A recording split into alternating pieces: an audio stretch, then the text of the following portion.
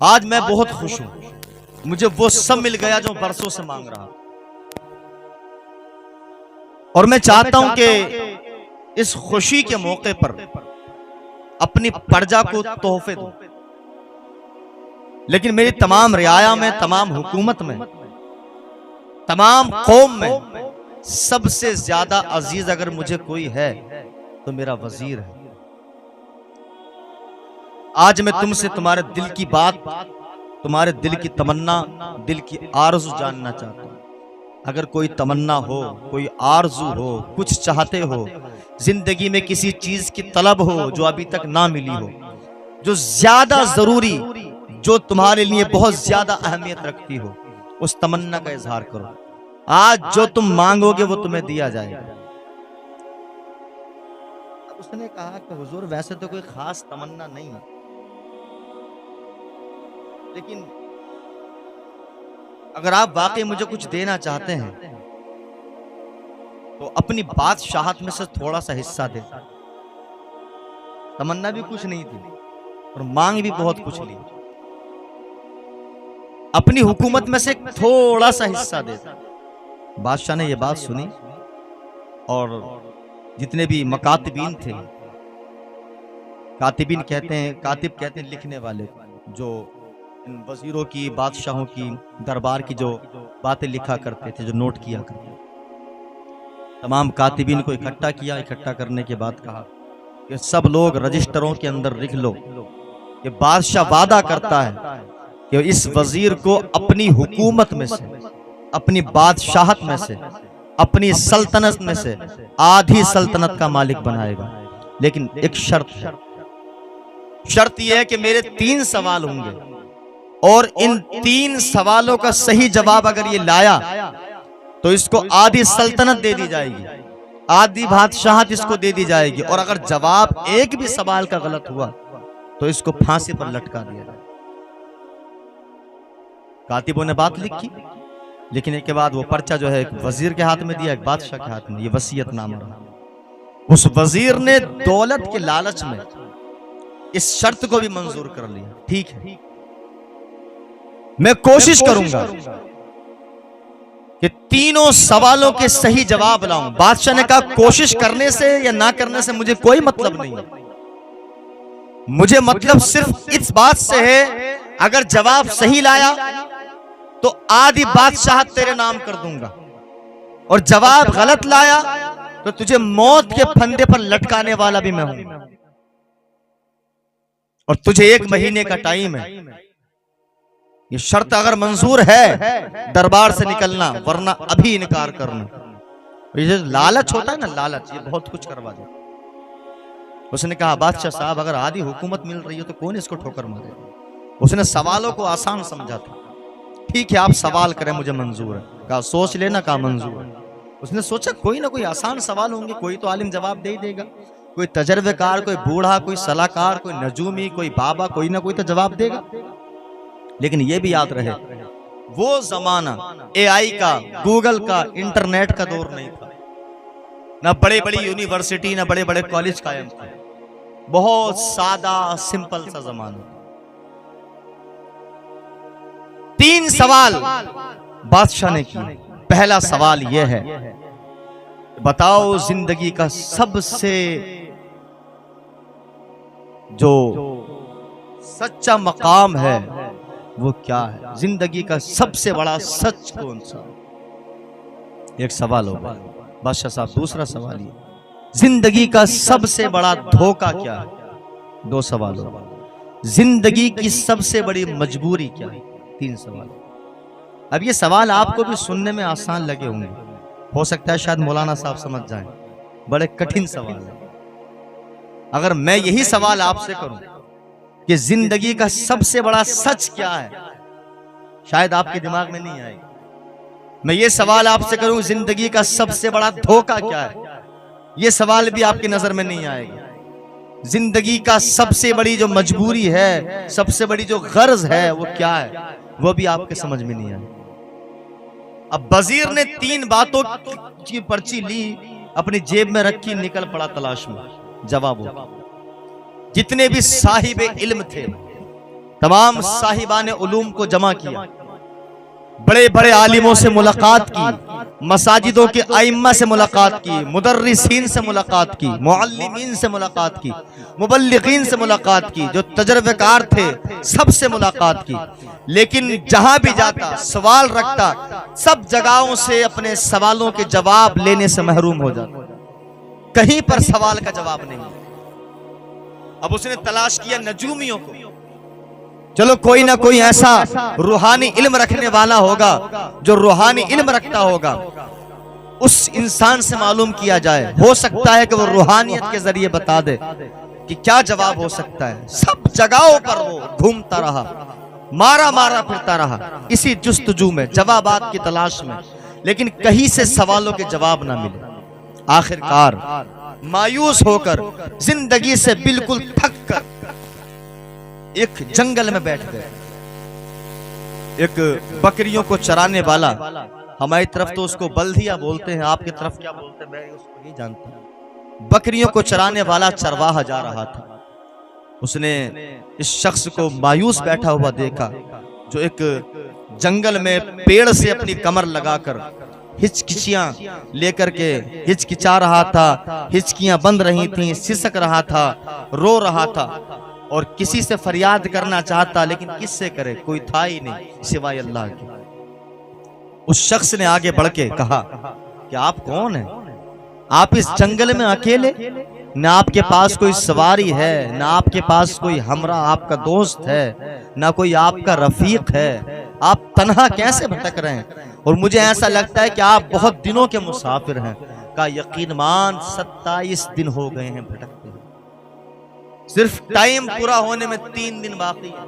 अच्छा, अगर यही मरहला हमारे सामने आ जाए कि हमें 1 महीने का टाइम दिया जाए कि 1 महीने के बाद तुम्हारी जिंदगी और मौत का फैसला होने वाला, 1 महीने में सिर्फ 3 दिन बाकी हों और कोई आस, कोई सहारा, कोई उम्मीद बाकी ना रहे, तो क्या हालात होगी हमारी? बादशाह ने जो टाइम दिया था ना, 27 दिन गुजर चुके थे, सिर्फ 3 दिन बाकी थे, और इसके बावजूद भी कोई उम्मीद की किरण नहीं, कोई आसरा नहीं, कोई सहारा नहीं है, कोई चांस नहीं है। जब 27 दिन तक कुछ ना मिल सका तो अब क्या मिलेगा? इसी बात को लेकर के मायूस होकर बैठ गया। अब जब उस चरवाहे से अपना सारा मामला बयान किया तो उस चरवाहे ने कहा कि मैं बेशक बकरियां तो जरूर चराता हूं, लेकिन एक मशवरा देता हूं। कहा मशवरा क्या है? कहा इसी जंगल के अंदर तुम्हारे ही तरह अब से 20 बरस पहले एक बंदा और आया था, भटकता हुआ। अब मेरी तो उससे मुलाकात ना हुई, कौन था, किस लिए आया था, किस मकसद से आया था, लेकिन हाँ इतना मैं जानता हूं कि वो बंदा इस जंगल से वापस नहीं गया। कहा क्या कहना चाहते हो? कहा मुझे ऐसा लगता है कि उसने अपने आप को फना फिल्लाह कर लिया, वो सिर्फ अल्लाह की मस्ती में मस्त हो गया, उसने अपना सारा वक्त अल्लाह के लिए कुर्बान कर दिया है, अपनी सारी जिंदगी जो बाकी बची है सब अल्लाह की राह में गुजारने का इरादा कर लिया है। कहा और बात को जाहिर करो, वजाहत करो। कहा वो शख्स जो अब से 20 बरस पहले इसी तरीके से फटे पुराने कपड़ों में भूखा प्यासा बिलखता रोता तड़पता आया था, वो इसी जंगल के अंदर एक झोपड़ी बनाकर अपनी जिंदगी गुजार रहा है। अगर मेरी मानो तो जाओ उसके पास चले जाओ, हो सकता है तुम्हारी इस अंधेरी जिंदगी में उजाला आ जाए। अब मरता क्या नहीं करता? देखो डूबते के लिए तो एक तिनके का सहारा काफी होता है। अगर बंदा दरिया के अंदर डूब रहा हो और उसे कोई पेड़ की टहनी नजर आए, कोई डाल नजर आए, हालांकि वो बच ना सके लेकिन उसको पकड़ने की कोशिश करेगा कि हो सकता है ये मुझे बचा ले। और कभी कभी ऐसा भी होता है कि पतली सी छोटी सी टहनी भी इंसान की जिंदगी बचा ले, छोटा सा सहारा भी इंसान को डूबने से बचा ले। अब उसने अपना रुख उस झोपड़ी की तरफ किया, जाके देखा बहुत सादा मिजाज में, लंबी दाढ़ी है, लंबे लंबे बाल हैं, फकीराना अंदाज है, अल्लाह अल्लाह में मस्त है। जाने के बाद कदमों से लिपट गए। कहा हुजूर बड़ी उम्मीद से आया हूं। कहा कहिए वजीर साहब किस लिए आना हुआ है? आपका वेलकम है फकीर की कुटिया में। कहा आप मुझे जानते हैं? कहा नहीं, पहली बार मुलाकात हुई है। कहा मैं ये भी जानता हूं कि तुम्हारे पास 3 सवाल हैं, 3 सवालों के जवाब तलाश कर रहे हो। कहा आपको कैसे मालूम? कहा घबराओ मत, मैं भी 20 बरस पहले इन्हीं सवालों के जवाब तलाश करने में लगा हुआ, और मैं ये भी जानता हूं कि आप वजीर हो और आप आधी हुकूमत के लालच में, आधी सल्तनत के लालच में इन 3 सवालों को कबूल करके आए हो और तुम्हें इसका जवाब अभी तक नहीं मिला है। और मैं ये भी जानता हूं तुम किस बादशाह के वजीर हो, जिस बादशाह के तुम वजीर हो और जिस बादशाह से तुम 3 सवाल लेके आए हो, कभी मैं भी उस बादशाह का वजीर था और मेरे सामने भी उस बादशाह ने यही 3 सवाल रखे। कहा क्या तुमको जवाब आता है? कहा बिल्कुल आता है। और मैं ये भी जानता हूं कि अगर तुमने जवाब सही ना दिया तुम्हें मौत के घाट उतार दिया। कहा बाबा जब सब कुछ जानते हो तो जवाब दीजिए, मेरी जिंदगी को बचाइए। कहा बिल्कुल जवाब दूंगा, लेकिन शर्त है। कहा शर्त क्या है? कहा 2 जवाब तो फ्री में दूंगा और तुम्हें आखिरी जवाब की कीमत अदा करनी पड़ेगी। अब यही मौत और जिंदगी का मरहला हमारे सामने हो, कोई हमसे ये कहे जितनी तेरे नाम में जमीन है, जितनी जायदाद है, जितना तेरे पास मालो दौलत है, सब हमारे हवाले कर दे, तेरी जिंदगी को बख्श दिया जाएगा। वो बेवकूफ ही होगा जो अपनी मौत, अपनी जिंदगी की ना फिक्र करते हुए अपनी दौलत की फिक्र करे, सब कुछ लुटा देगा, बस जिंदगी बच जाए। यही सवाल किया था हजरत बहलुल दाना ने, हजरत बहलुल दाना ने खलीफा हारून रशीद से किया था, बादशाह एक बात पूछूं? कहा वो तो आपको पागल समझता था ना हारून रशीद को, हजरत बहलुल दाना को। एक बात बता कि अगर तू किसी ऐसे रेगिस्तान में फंस जाए, ऐसे जंगल में जहां दूर दूर तक कोई इंसान ना हो, जहां दूर दूर तक कोई ना दरिया हो, ना तालाब हो, ना नदी हो, ना नाला हो, पानी का कोई एहतमाम ना हो, और मई जून की गर्मी हो, और तेरी गर्मी की वजह से, शिद्दत की वजह से जान जाने वाली हो, तेरी जान पर बनाए, और कोई मसीहा बनकर तेरी जिंदगी में आ जाए, उसके पास में एक प्याला पानी हो, बल्कि जुमले तो आपके ये हैं कि एक कतरा पानी हो, और उस कतरा पानी से तेरी जिंदगी बच सकती हो, और वो ये सवाल कर दे कि बादशाह मैं तुझे ये कतरा पानी तो पिला दूंगा, लेकिन तेरी आधी बादशाहत पर कब्जा करूंगा, आधी बादशाहत का मालिक बनूंगा, क्या खलीफा एक कतरे पानी के लिए तू अपनी आधी बादशाहत को जान के बचाने की खातिर कुर्बान कर सकता है? खलीफा हारून रशीद ने कहा बहलुल दाना बेशक, मैं अपनी जान को बचाने के लिए एक कतरा पानी की खातिर सब कुछ कुर्बान कर दूंगा। आपने फिर दूसरा सवाल किया, बादशाह जरा एक बात और बता दे, तुझे ऐसी बीमारी हो जाए तेरा पेशाब ना उतरे, तुझे ऐसी बीमारी हो जाए तो अपनी हाजत से फारिग ना हो सके, हकीम ला इलाज कर दें, तमाम डॉक्टर ला इलाज कर दें, और कोई हकीम आकर के ऐसा कह दे कि मैं तेरा पेशाब उतारने के लिए आधी बादशाहत का मालिक बनना चाहूंगा, क्या तू उस हकीम को तोहफे में बतौरे हदिया अपनी आधी हुकूमत नाम करना चाहेगा? उस बादशाह ने कहा बहलुल दाना अपनी जान को बचाने के लिए मैं पूरी सल्तनत कुर्बान कर दूंगा। तब बहलुल दाना ने मुस्कुरा करके कहा था खलीफा देख तेरी औकात सिर्फ पानी की 2 बूंदों के बीच में अटकी हुई, इसके सिवा तेरी कोई औकात नहीं। अब यही जो बात है, वजीर ने कहा कि हुजूर सवालों का जवाब दीजिए। कहा नहीं, 2 सवालों के जवाब फ्री में मिलेंगे और तीसरे सवाल के जवाब की कीमत अदा करनी पड़ेगी। उसने सोचा थोड़ी बहुत दौलत मांग लेंगे, कुछ पैसा सरमाया मांगेंगे। उसने कहा मेरे पास जितनी भी अशरफियां हैं, जो लिबास हैं, जो खाने का सामान है, हत्ता कि जो मेरे घर में साजो सामान है, सब कुछ आपके नाम कर दूंगा, लेकिन आप तीसरे सवाल का जवाब दे देना।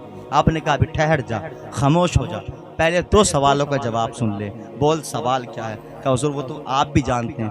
आपने फरमाया कि हाँ मैं जानता हूँ। पहला सवाल बादशाह ने ये किया कि बता जिंदगी का सबसे बड़ा सच कौन सा है? इसका जवाब तुझे पता नहीं चला? कहा हुजूर अगर पता चला होता तो बादशाह के दरबार में आधी बादशाहत का मालिक बन के बैठा होता। आपने फरमाया बड़ा आसान जवाब है। कहा जवाब क्या है? कहा जिंदगी का सबसे बड़ा सच मौत है। जिंदगी का सबसे बड़ा सच क्या है? मौत है। देखो कोई बंदा कफन मिले ना मिले इस बात का यकीन नहीं कर सकता। लोग हमको कब्र तक लेके जाएं ना लेके जाएं इस बात का भी यकीन नहीं है। किसी मोमिन का कांधा नसीब हो या ना हो इस बात का भी यकीन नहीं हो सकता पूरा। ये कोई जरूरी नहीं है कि हम किसी मोमिन के कांधे पर ही सवार होकर जाएंगे। ना जाने कितनी मौतें ऐसी होती हैं, कुछ दरिया में डूब के मर जाते हैं, उनकी लाश तक नहीं मिलती। कुछ रोड पे इस तरीके के एक्सीडेंट के शिकार हो जाते हैं, उनकी लाश तक मैसर नहीं होती। कुछ को जानवर खा जाते हैं। ये पक्का यकीन नहीं है कि इंसान को किसी मोमिन का कांधा मिलेगा, कफन पहनाया जाएगा, गुस्ल दिया जाएगा। यकीन नहीं किया जा सकता पूरी तरीके से। लेकिन हाँ, मौत एक ऐसा सच है जिसका कोई इनकार नहीं कर सकता। कफन मिले ना मिले, कब्र नसीब हो ना हो इज्जत वाली, जनाजा हमारा उठे ना उठे, जनाजे की नमाज हमारी पढ़ी जाए या ना पढ़ी जाए, यह अलग मैटर है। लेकिन मौत आनी है, यह अपनी जगह पर हक है। और अल्लाह खुद फरमाता है, अल मौ ऐनमा तकूनु युद्रिकुमुल मौतु वलो कुंतुम फी बुरूजिम मुशय्यदा। जितना भागना चाहो भाग लो, जितना बचना चाहो बच लो, लेकिन तुम नहीं बच सकते। मौत अपने शिकंजे में तुमको लेकर के रही। मौत आना ये हक है। अच्छा, दूसरा सवाल ये है, बादशाह ने पूछा कि जिंदगी का सबसे बड़ा धोखा क्या है? कहा हुजूर, सवाल ने हैरान कर दिया। कहा बड़ा आसान जवाब है। कहा आसान जवाब? कहा जिंदगी का सबसे बड़ा धोखा क्या है? आपने फरमाया जिंदगी का सबसे बड़ा धोखा खुद जिंदगी है। जिंदगी का सबसे बड़ा धोखा खुद जिंदगी है। क्योंकि जिंदगी कब तक वफा कर रही है कोई भरोसा नहीं किया जा सकता। हम यहाँ बैठे हैं, कब तक बैठे हैं, घर पहुंच पाएंगे या नहीं पहुंच पाएंगे कोई भरोसा नहीं है। ये कभी भी धोखा दे सकती है, ये कभी भी हमसे दूर हो सकती है, ये रूह कभी भी हमारे जिस्म से निकल सकती है। जिंदगी का सबसे बड़ा धोखा जिंदगी है। ये बात कभी मत भूलना, भूलने वाली बातें नहीं है। बात आती है तीसरे सवाल के जवाब की। कहा हुजूर तीसरे सवाल का जवाब? कहा मैंने शर्त रखी थी ना, कीमत अदा करनी पड़ेगी। उसने सब कुछ उतारना शुरू किया। जो भी अंगूठी वगैरह पहन रखी थी, जो गले में कीमती मालाएं डाल रखी थी, जो महंगा लिबास अपने बैग के अंदर रखा हुआ था, जितनी अशरफियां थी, सब निकाल कर कदमों पर रख दी। आपने ठोकर मार दी। कहा नहीं, ये दौलत नहीं चाहिए, दौलत नहीं चाहिए, तेरे सोने के सिक्के नहीं चाहिए, तेरी कीमती मालाएं नहीं चाहिए। आपने तो कहा था कीमत अदा करनी पड़ेगी, इसी का नाम तो कीमत है। कहा नहीं नहीं, दुनिया की दौलत लेकर क्या करूंगा, सवाल का जवाब चाहिए ना। कहा जो मैं कहूंगा वो करेगा? कि बिल्कुल करूंगा। जिंदगी भी चाहिए और बादशाहत भी चाहिए। आपने एक प्याला उठाया, एक कटोरा, जिसको आप अपनी जबान में वटका बोलते हैं, प्याला उठाने के बाद वजीर के हाथ में दे दी। वजीर पहचान गया, कटोरा कौन सा है, ये प्याला कौन सा है। आपने कहा कि पागल हो गए। वजीर कहता है पागल हो गए, मैंने देखा नहीं है कि ये वही प्याला है जिसके अंदर तुम्हारा कुत्ता दूध पी रहा था। और ये प्याला तुम मेरे हाथ में पकड़वा कर क्या साबित करना चाहते हो? कहा अगर जिंदगी चाहता है तो जिस कुत्ते ने इस प्याले के अंदर दूध पिया है, उसी कुत्ते का झूठा दूध तुझे पीना पड़ेगा। अगर दूध पीने पर तैयार है तो सवाल का जवाब भी मिल जाए, जिंदगी बच जाएगी। अब मरता क्या नहीं करता। उसने जल्दी से वो कटोरा लिया और कुत्ते का झूठा दूध पी लिया। अब कहा कि हुजूर मैंने दूध पी लिया, अब देर ना करें, जवाब दे दें। कहा तेरे सवाल का जवाब मिल गया। मतलब यह है कि जो बादशाह ने तीसरा सवाल किया था ना, कि जिंदगी की सबसे बड़ी जरूरत, सबसे बड़ी मजबूरी क्या है, तो सबसे बड़ी जो मजबूरी है वो है गरज, मतलब, जरूरत। इस अंदाज में समझिए कि अगर तुझे मौत का डर ना होता तो तू कभी कुत्ते का झूठा नहीं पीता। अगर तुझे मौत का खौफ ना होता कभी तू कुत्ते का झूठा नहीं पीता।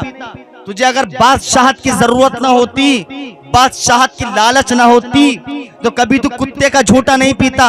और सुन ले, तेरे तीनों सवालों के जवाब ये हैं। पहले सवाल का जवाब है कि जिंदगी का सबसे बड़ा सच मौत है। दूसरे सवाल का जवाब है जिंदगी का सबसे बड़ा धोखा खुद जिंदगी है। तीसरे सवाल का ये है जवाब कि जिंदगी एक ऐसी चीज है, इसकी अगर मजबूरी है तो गरज है, इसकी अगर मजबूरी है तो हाजत है, इसकी अगर मजबूरी है तो जरूरत है। सुन ले, जिस तरीके से तूने आज गरज के लिए कुत्ते का झूठा दूध पिया है, काश इसी तरीके से अल्लाह की तलब में, अल्लाह की मोहब्बत में, अल्लाह की रजा के लिए, अल्लाह को पाने के लिए, अल्लाह को खुश करने के लिए तूने बादशाहत का लालच ना किया होता, तूने हुकूमत का लालच ना किया होता। तो सुन ले, आज जिस रब ने सारी कायनात को पैदा किया है वो रब भी तेरा होता, सारी कायनात भी तेरी होती। इसलिए कि हजरत अल्लामा इकबाल खुद फरमाते हैं, हमें तो करनी है बस शहंशाह बतहा की रजा जोई, वो अपने हो गए तो रहमते परवरदिगार। ये जो तीन चीजें हैं ना, ये बहुत ज्यादा अहम। दरूद पाक पढ़ें, अल्लाहुम्मा सल्ली अला सय्यिदना शफीना नबीना व मौलाना मुहम्मद सल्लल्लाहु अलैहि वसल्लम। मैं आपको एक बात और बता दूं, अभी वक्त होने में 12 मिनट बाकी है जो मुझे टाइम दिया गया। ये तो हमने सुना कि जिंदगी का सबसे बड़ा सच मौत है। जब हमें यकीन ही है कि हाँ मौत आनी है, तो फिर क्यों इस मौत की तैयारी नहीं करते? जब हमें पता है कि जिंदगी का सबसे बड़ा धोखा जिंदगी है, ये जिंदगी कभी भी धोखा दे सकती है, कभी भी हमारा जिस्म बेरूह हो सकता है, कभी भी बेजान हो सकता है। जो दिल का परिंदा अभी तक हमारे सीने में फरेरा ले रहा है, ये कभी भी इसकी धड़कनें बंद हो सकती हैं। जो खून हमारे जिस्म के अंदर दौड़ रहा है, ये कभी भी खामोशी इख्तियार कर सकता है। जो आंखें अभी तक हमारी दुनिया के नजारे करने के लिए खुली हुई हैं, ये आंखें अपने ऊपर कभी भी पर्दे डाल सकती हैं। फिर हम इस जिंदगी से वफा की उम्मीद कैसे कर सकते हैं? ये जिंदगी तो बड़े बड़े बादशाहों के साथ वफा ना कर सकती, ये जिंदगी तो बड़े बड़े राजाओं महाराजाओं के साथ वफा ना कर सकती। हमारी और आपकी हैसियत क्या है? क्या आपने शद्दाद का नाम नहीं सुना है? शद्दाद एक ऐसा जालिम बादशाह गुजरा है